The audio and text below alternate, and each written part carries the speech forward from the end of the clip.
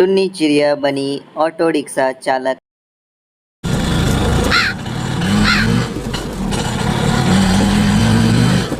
एक घने जंगल में टुन्नी चिड़िया अपनी माँ टोनी चिड़िया और अपने पापा टुन्नू चिड़िया के साथ रहती थी।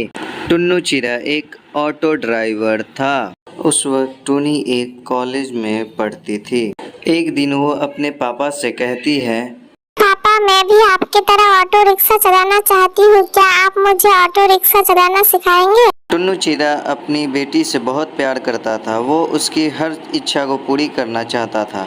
टुन्नू चिड़िया टुन्नी से कहता है, बेटा, तेरी इच्छा है तो मैं आज ही तुम्हें ऑटो रिक्शा चलाना सिखाता हूँ। टुन्नू चिड़िया की ये बात सुनकर उसके पास ही बैठी टोनी चिड़िया कहती है, तुम भी ये कैसे बातें करते हो जी? इसकी उम्र तो देखो।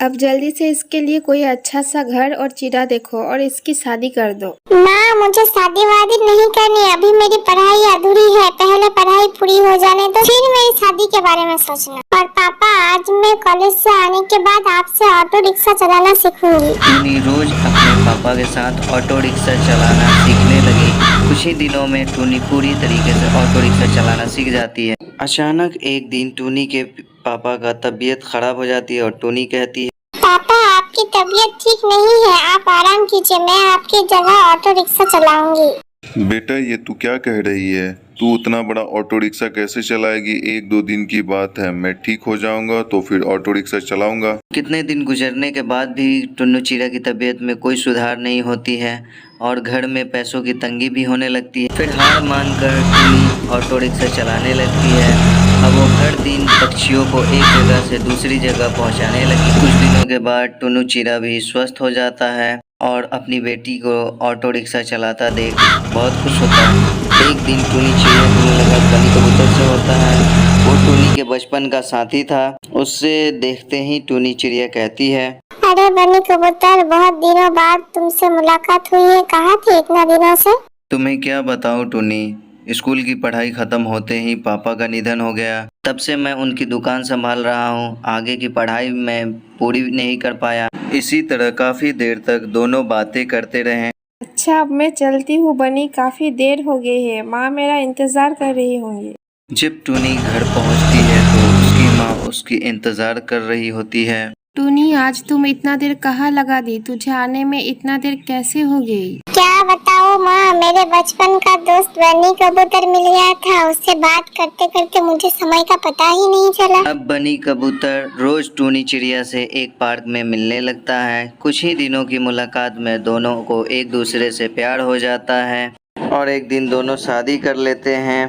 ससुराल में टुन्नी चिड़िया के साथ बबीता कबूतरी उससे बहुत प्यार करती थी। टुन्नी भी इतना अच्छा ससुराल पाकर बहुत खुश थी, लेकिन जल्द ही उसकी खुशियों को ग्रहण लग जाती है। हमेशा की तरह बनी कबूतर एक दिन अपनी दुकान पर बैठा था। अचानक उसे दिल का दौरा पड़ता है और उसकी मौत हो जाती है और टुन्नी चिड़िया पर दुखों की पहाड़ टूट पड़ता है। दूर हो जा मेरी नजरों से डायन। पता नहीं कौन सी मनहूस घड़ी थी जब मेरे बेटे ने तुझे पसंद किया था। आते ही मेरे बेटे को खा गई। माँ जी, इसमें मेरी क्या गलती है? अब मेरा इस दुनिया में आपके सिवा कौन है? मैं अब कहाँ जाऊँगी माँ जी? अब तू कहीं भी जा, लेकिन मेरी नजरों से दूर हो जा। तुझसे अब मेरा कोई रिश्ता नहीं है। रोती बिलखती हुई टुन्नी चिड़िया वहाँ से चली जाती है। 2 दिनों से भूखी प्यासी इधर उधर भटकती रहती है। तभी एक पेड़ पर रोती हुई उसे एक बूढ़ी चिड़िया दिखाई देती है। टुन्नी चिड़िया उसे कहती है, क्या हुआ? तुम क्यों रो रही हो?